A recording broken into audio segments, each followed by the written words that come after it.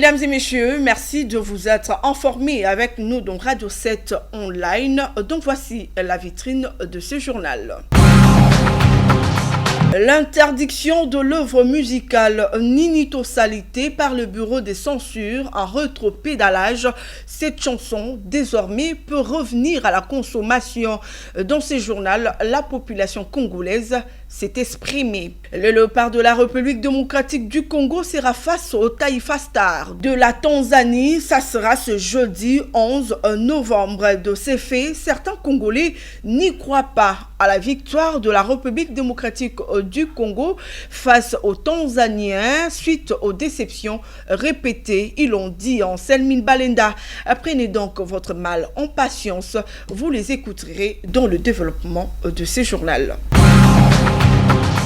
Bienvenue à toutes et à tous. Je le dis tantôt en titre, jour J-1 pour le match Tanzanie-République démocratique du Congo pour le compte de la 5e journée d'éliminatoire de la Coupe Qatar 2022. La population quinoise approchée par votre rédaction n'a pas manqué d'encourager les léopards de la République démocratique du Congo, bien que certains n'y croient plus en tout cas à la victoire de la République démocratique du Congo. Ils se sont exprimés au micro dont Selmine Balenda et Jires Lai. Bon, pour le pronostic, ils ont un problème, mais le terrain est de Katamakam. Mais ceux qui peuvent bien préparer, il faut s'attendre à ce qu'on terrain. Pourquoi? Parce que les Tanzanie, on a besoin de bassin bisoté.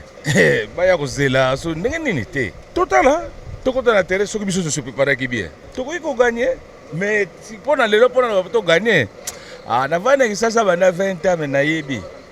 Tout le monde terrain sous le match, dernier sifflet.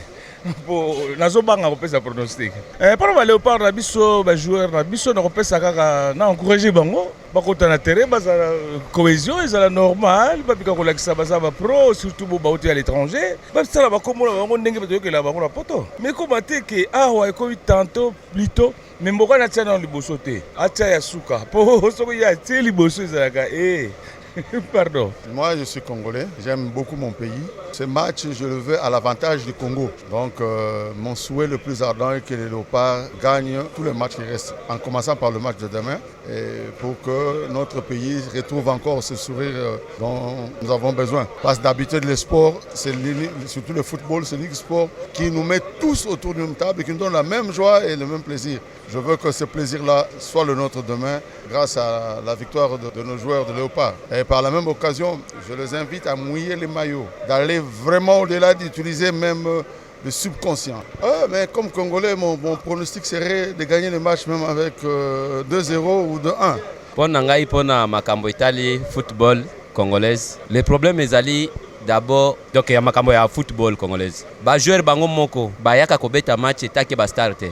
Bayaka kobeta comme loisir. Pourquoi? Parce que joueur congolais, lokola si akomaka na idée, ba bengi abetaka na poto esili, mais soki aye na terrain, akwa na fétiche. Soki basi ba lobika kuna ba kotokotia kaka debi. Ole joueur a forcé atikala kaka ndengwana. Donc lokola bi moko ba ibaki, soki soit disant ba ibaki, moko totie donc esili, asuka ndengwana. Makamwana ba joueur, il faut jouer tango zokota na terrain, il faut mieux baki nazo beta oiza msala nanga. Yango nezo sala ke na ke ne place nyoso nazo ke nelelo. Mais esengeli ke nasala po mokile yo kake surtout pour la éliminatoire de la Coupe du Monde. Si aujourd'hui que Léopard a qualifié la Coupe du Monde, c'est les joueurs congolais qui combattent Makasi. Alors base à la conscience on a attaqué qui joueur d'abord musala naye à sala po abeta na terrain à la nana ba fétiche téninité à quoi na entraînement na ndenge sala. Pronostic oui naza sur to gagner 2-0. Mais mboka na tia na liboso te atia ya suka po soko ya tie liboso ezalaka Censurer la chanson Ninito Salité, chanson interprétée par le groupe musical MPR, suscite de réactions chez bon nombre de Congolais qui considèrent cette décision de la commission des censures injuste à l'égard de ce jeune musicien. On écoute quelques-uns au micro de Anselmine Balenda. Vraiment magicien. Pour ma cabinet sur le lobby, il y a le Kosi na ebité. Yo mona ki ça. Na epe mona Congo. Akosini. Akosi le côté. Et le on est au salaté. makala toteka te, église tokenda te, délivrance tozwa te, boyetika lisuni tosani nayebi te. Soki bakokanga batia okanga petio bapesa chance à continuer po edikaka biso moke bapoliticien. Par rapport à cette chanson, ce que ce monsieur a dit est vrai. Mais c'est juste une interpellation pour que nous puissions bien comprendre. Il se pose la question, ni totalité.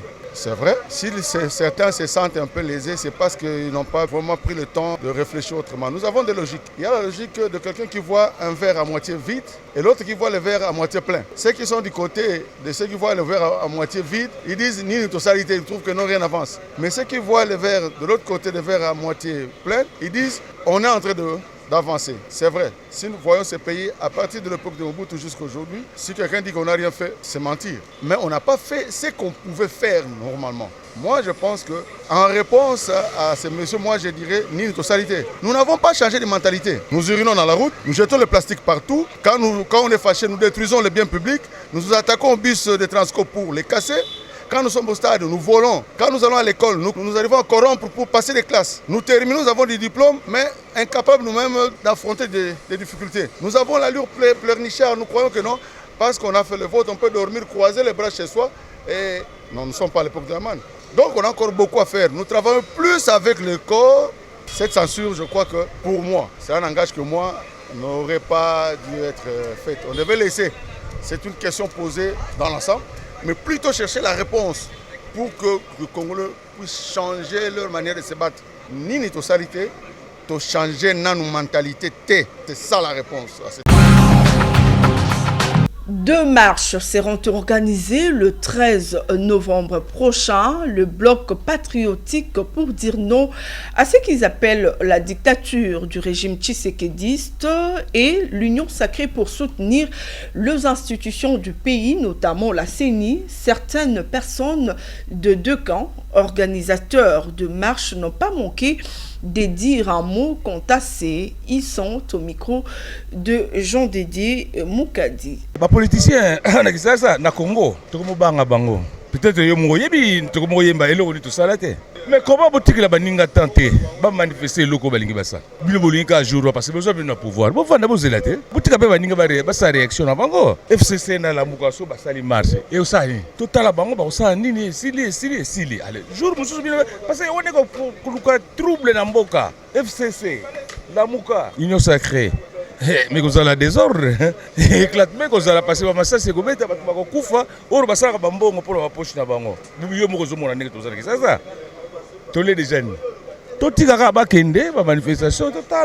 Le gouverneur, c'est qui avait demandé la permission avant. Arrêtons avec ces manières-là de croire qu'il faut empêcher les autres de s'exprimer. Moi, je suis d'accord que ceux qui veulent s'exprimer, s'ils suivent normalement la procédure, ils déposent leurs lettres, ils respectent ce qu'on a donné, qu'ils fassent la marche pour éviter la paix. Mais si les autres demandent le même jour et que l'autorité trouve que ça peut créer des problèmes, à l'autorité de prendre la décision de renvoyer les uns ou les autres. Mais nous avons une autre manière dans notre pays. Nous sommes capables à ne répondre qu'à des manipulations. Quand c'est pour nous manipuler, nous sommes premiers. Les manipulations sur des bases tribales, sur des bases d'appartenance à une religion, à une plateforme politique. Nous ne réfléchissons pas. Si tu poses la question à tous ces gens, vous sortez pourquoi? Donc, le passe qui est là, tu ne verras rien de vrai. Demande à tous ces manipulateurs de la population. Les gens manipulent tellement la population et que la population ne veut pas réfléchir. Alors, on reste à la merci et on va se poser la question, ni une totalité, parce que les têtes ne fonctionnent pas. D'abord, l'Union sacrée a organisé nos marches depuis Tobandi. L'Union sacrée a préparé le retour à Mokonzi. C'était pas une marche. Tant que Yamba Mokonzi, na makambo uti kosala libanda, l'Union sacrée a na marche le 13 été. L'Union sacrée a zali na manifestation na triomphale. Abike disanga bato nyoso bazana kati ya Union sacrée pona kozwa idée ya soutenir makanisa ya Mokonzi ya mboka. Bazo bakotambola te, bavande sika moko bazo pesa discours. Eza différent na marche. Reçu par le Premier ministre Sama Lukonde, le secrétaire exécutif adjoint de la Commission économique des Nations Unies pour l'Afrique, Antonio Pedro, confirme la position stratégique de la République démocratique du Congo dans la production de batteries électriques. Plus de détails avec Nana Kankou. Le Premier ministre Jean-Michel Samaloukonde Kengue a reçu mardi 9 novembre 2021 à la primature le secrétaire exécutif adjoint de la Commission économique des Nations Unies pour l'Afrique, Antonio Pedro, qui était conduit auprès du chef du gouvernement central par le ministre de l'Industrie, Julien Paluku Kaongia. Les échanges ont tourné autour de l'organisation du 24 au 25 novembre 2021 par le ministère de l'Industrie d'un business forum consacré au développement d'une chaîne de valeur et d'un marché dynamique pour les batteries, véhicules électriques et énergie renouvelable en Afrique. Selon le secrétaire exécutif adjoint de la Commission économique des Nations pour l'Afrique, à tous les atouts nécessaires pour se positionner comme pays précurseur dans la production de batteries électriques sur le continent africain. Aujourd'hui, nous avons partagé des indicateurs très importants qui confirment la position, l'avantage comparatif de la RDC au niveau de la production de précurseurs des batteries. Ça veut dire que selon les chiffres que nous avons déjà et qui seront partagés avec le gouvernement aujourd'hui, lorsqu'on va faire la présentation du rapport de Bloomberg, la RDC peut produire les précurseurs des batteries 3 fois moins cher que les États-Unis et la Chine et 2 fois moins cher que la Pologne. Donc ça veut dire que la RDC est bien positionnée, et stratégiquement bien positionnée pour la transition énergétique qui préoccupe tout le monde. Nous avons aussi parlé des efforts que le gouvernement devra continuer à faire pour améliorer le climat d'investissement au pays, pour que ces opportunités dont nous avons parlé puisse devenir une réalité. Notons que le forum projeté du 24 au 25 novembre 2021 est centré sur le thème « Développer une chaîne de valeur régionale autour de l'industrie des batteries électriques, du marché des véhicules électriques et des énergies propres ». Suite à l'incursion de rebelles dernièrement dans la ville de Bukavu, cette ville serait la 3e ville où l'état de siège pourrait être proclamé après la ville de Luturi et Nord Kivu. De ces faits, le prélat catholique du Sud Kivu ne souscrit pas en tout cas à l'installation d'un état de siège dans cette province. Ils veulent voir d'abord les résultats de celui décrété aux provinces du Nord Kivu et de l'Ituri. Ces reportages nous en disent plus. Profitant de son séjour dans la province du Sud Kivu, présentement dans la ville de Bukavu, le vice-premier ministre, ministre de l'Intérieur, Sécurité, Décentralisation et Affaires coutumières, Daniel Asselo, a reçu l'archevêque de Bukavu, François-Xavier Maroy, dans le cadre des consultations qu'il mène depuis son arrivée dans cette province. Concernant cette province du Nord Kivu, maître Daniel Asselo souhaite recueillir les avis de toutes les couches sociales, y compris ceux des prélats catholiques. Question de s'imprégner davantage de la situation sécuritaire et mieux comprendre les contours des événements tragiques qui se sont déroulés du 2 au 3 novembre dernier dans la ville de Bukavu. Le vice-premier ministre Asselo m'a reçu en tant qu'archevêque de la ville de Bukavu. Nous lui avons fait parvenir notre position en tant qu'église et avons rappelé que nous n'avons pas souhaité que l'état de siège soit décrété ici dans la ville de Bukavu, moins encore dans toute la province, comme les rumeurs les font entendre, a déclaré François-Xavier Maroy, archevêque de Bukavu. De conclure, certains ont colporté de fausses informations au vice-premier ministre, disant que la population ainsi que les notables de la province voulaient que l'état de siège soit décrété. Ce sont des machinations car ça n'est nullement le cas. Nous attendons voir ce que va produire l'état de siège dans les provinces du Nord Kivu et d'Ituri, et si les résultats s'avèrent probants, nous verrons s'il sera nécessaire que nous puissions demander aux autorités d'en faire autant dans notre province, mais pour le moment, nous ne sommes pas dans cette logique. L'électricité, un denrée rare en République démocratique du Congo, c'est le cas de la ville de Kananga. La société civile du peuple coordination interprovinciale du Kasaï occidental démembrée sollicite, cette fois-ci en tout cas, l'implication personnelle du chef de l'État et du gouvernement central pour l'électrification de la ville de Kananga. On les écoute. Cela fait exactement plus de 2 mois que la ville de Kananga est dans une obscurité totale. Pas de courant, alors que la SNEL venait d'être dotée de 2 groupes pour pallier momentanément à cette situation. Très préoccupée, la société civile du peuple Kasaï Central a, au cours d'une déclaration rendue publique ce vendredi, sollicité l'implication du chef de l'État pour des solutions urgentes. Emmanuel Isaka Bukapu est son coordonnateur. Nous, organisation de la société civile du peuple, membres de la plateforme de la société civile du peuple, réunis en ce jour pour évaluer l'obscurité qui gangrène la ville de Kananga, étant donné que votre population est en train de souffrir, croupissant dans le noir, nous avons l'avantage de solliciter votre implication afin que la population puisse jouir de ce courant qui est un droit légalement garanti. Tous ensemble avec ces autorités traditionnelles conviennent d'interpeller le chef de l'État à revoir la centrale thermique des Mégatrons bloquée politiquement dans la résidence du gouverneur alors qu'elle peut desservir la ville de Kananga avec un courant 24 heures sur 24. Nous tenons à vous informer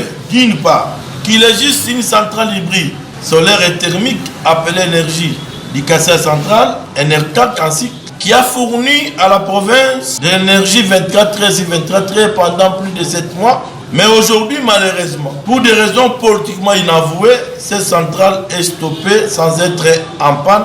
Et d'autre part, la centrale thermique de la Société nationale d'électricité, SNEL, ainsi, malgré l'acquisition de nouveaux générateurs, la ville de Kananga demeure toujours dans l'obscurité, bientôt plus de 2 mois.